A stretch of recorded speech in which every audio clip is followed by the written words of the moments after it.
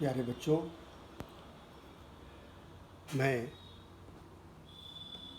आज उन बच्चों से बात करना चाहता हूँ, खासकर जो बच्चे इस लॉकडाउन की स्थिति में विद्यालय के द्वारा ऑनलाइन पढ़ाई की जो व्यवस्था की गई है उसके प्रति उदासीन हैं। बच्चों, बीता हुआ समय जीवन में वापस नहीं आता। जो क्षण बीत जाता है उसे फिर से हम प्राप्त नहीं कर सकते। आज यह विपरीत परिस्थिति आई है और इस विपरीत परिस्थिति को अपने लिए उपयोगी बनाना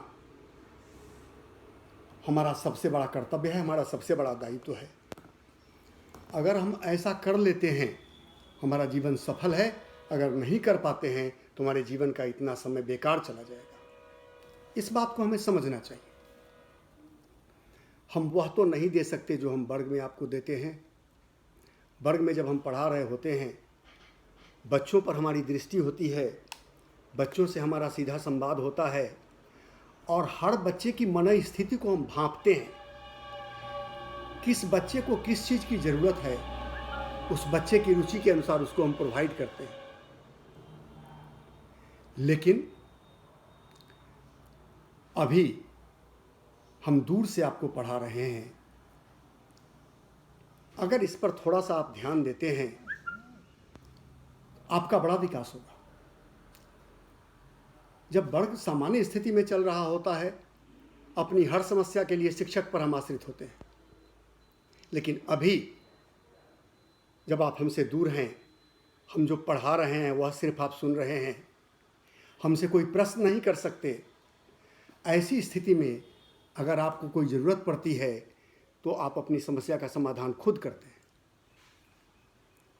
इससे आपका विकास होता है, आपका आत्मविश्वास बढ़ता है, आपका आत्मबल बढ़ता है, आपकी क्षमता बढ़ती है। इसलिए इस विषम परिस्थिति को अवसर के रूप में परिवर्तित करना चाहिए हमें, हम शिक्षकों को भी और आप छात्रों को भी। मैं प्रायः देखता हूं कि हमारे सीनियर बच्चे, जूनियर बच्चे बड़े अच्छे से ढंग से काम कर रहे हैं। वे शिक्षकों के लेसन को ग्रहण भी करते हैं, जो होमवर्क दिया जाता है उसको पूरा करके भी डालते हैं, करेक्शन को भी स्वीकार करते हैं, प्रश्न भी पूछते हैं। लेकिन हमारे सीनियर बच्चे निश्चिंत हैं, उनको अपनी कोई चिंता नहीं। मैं उनको आगाह करना चाहता हूं कि इस कोरोना के इस पैंडेमिक में ईश्वर ने एक अवसर प्रदान किया है उनके व्यक्तित्व के विकास के लिए। ऐसा ही हम शिक्षकों के साथ भी है। हम अपने को विकसित कर रहे हैं लगातार, आपके बारे में सोचकर, आप पर काम करके।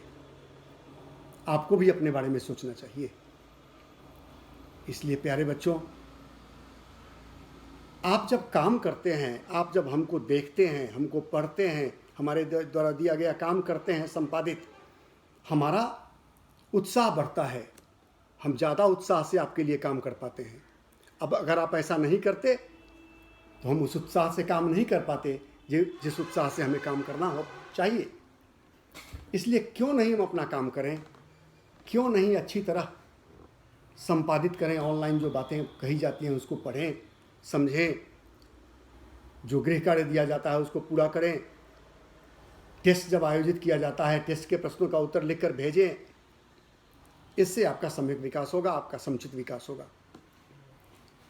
आपको यह भी समझने की ज़रूरत है कि यह शिक्षा जरूरी क्यों है हमारे लिए, स्कूलिंग आवश्यक क्यों है आपके लिए, शिक्षक का साहचर्य जरूरी क्यों है आपके लिए।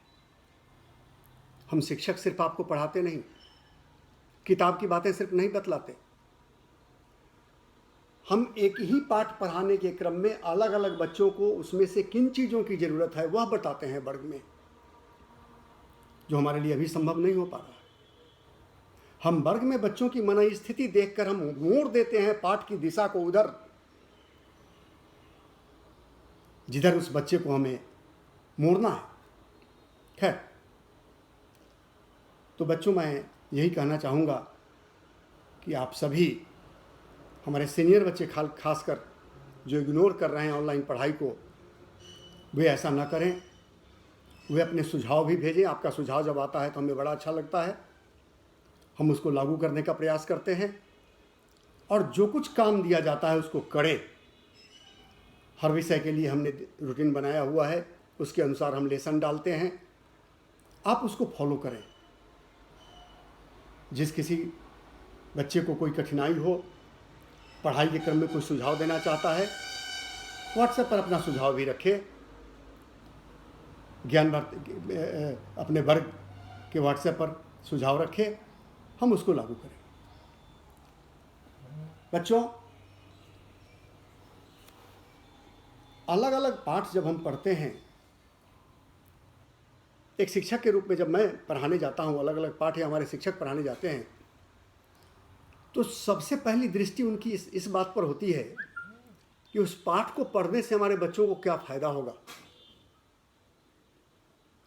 चाहे भाषा का वर्ग हो, समाज अध्ययन का वर्ग हो, गणित का वर्ग हो, विज्ञान का वर्ग हो। भाषा भाव संप्रेषण का माध्यम है। भाषा के बिना हम कुछ भी नहीं कर सकते। जिस समाज में हमें जीना है एक नागरिक के रूप में, उस समाज की परंपराओं और नियमों को, चाहे वह आर्थिक पक्ष हो, सामाजिक पक्ष हो, संवैधानिक पक्ष हो, राजनैतिक पक्ष हो, सबको समझाते हैं हम एसएसटी में। हमारे दैनिक जीवन में आवश्यक है विज्ञान। हम विज्ञान में अपने शरीर के बारे में पढ़ते हैं, जीव विज्ञान में। हम अपने दिन रात जो चलना फिरना, उठना बैठना, किसी सामान को यहाँ से वहाँ रखना या कोई भी काम करने में जिस तरह की मौलिक बातें घटित होती हैं, उसको पढ़ाते हैं भौतिकी फिजिक्स में। और हमारे वातावरण में या हमारे परिवेश में जो मॉलिक्यूल्स हैं, जो कण हैं, उन कणों के बीच जो प्रतिक्रिया होती है, उस प्रतिक्रिया को समझते हैं हम रसायन विज्ञान, जो सब हमारे लिए आवश्यक है। इसलिए मेरे प्यारे बच्चों, हर विषय की महत्ता को समझिए। हर विषय का पढ़ना आवश्यक है और पढ़ने से सिर्फ हमारा ज्ञान वर्धन नहीं होता, सिर्फ हम बुद्धिमान नहीं बनते, बल्कि जीवन के प्रति एक दृष्टिकोण विकसित होता है। पढ़ाने का उद्देश्य किताब की बातों को बतलाना नहीं है। पढ़ाने का एकमात्र उद्देश्य है बच्चों को जीवन और जगत के प्रति उनका सही दृष्टिकोण विकसित करना। जिसका दृष्टिकोण सही रूप से विकसित हो जाता है, वह गांधी बन जाता है, वह टैगोर बन जाता है, वह अरविंद बन जाता है, वह रामकृष्ण बन जाता है, वह विवेकानंद बन जाता है, वह पैगंबर बन जाता है। बस उसी विजन को विकसित करना हमारा उद्देश्य है प्यारे बच्चों। आइए इस विषम परिस्थिति को अवसर के रूप में परिवर्तित करें और पूरे मनोयोग से लग जाएं हम अपने काम में। हम खासकर मैं 10वीं वर्ग के बच्चों को कहना चाहता हूं, उनके लिए समय कम है। यह अलग बात है कि समय परिस्थिति के अनुसार सिलेबस तय किया जाएगा, लेकिन अगर पूरा सिलेबस हम पढ़ लेते हैं तो हमारा ज़्यादा विकास होगा, जो आगे के जीवन में ज़्यादा लाभ देगा हमको। हम इस प्रतीक्षा में क्यों हैं कि सरकार सिलेबस कम कर देगी और कम पढ़ के हम परीक्षा पास कर लेंगे। परीक्षा पास करने के लिए आपको ज्ञान भारती में पढ़ने आने की क्या ज़रूरत थी। बिना फी दिए सरकारी स्कूल में पढ़ सकते थे परीक्षा पास करने के लिए। आप यहाँ आए हैं तो यहाँ का समुचित उपयोग कीजिए, यहाँ के परिवेश का, यहाँ के संसाधनों का, और अपना विकास कीजिए। धन्यवाद।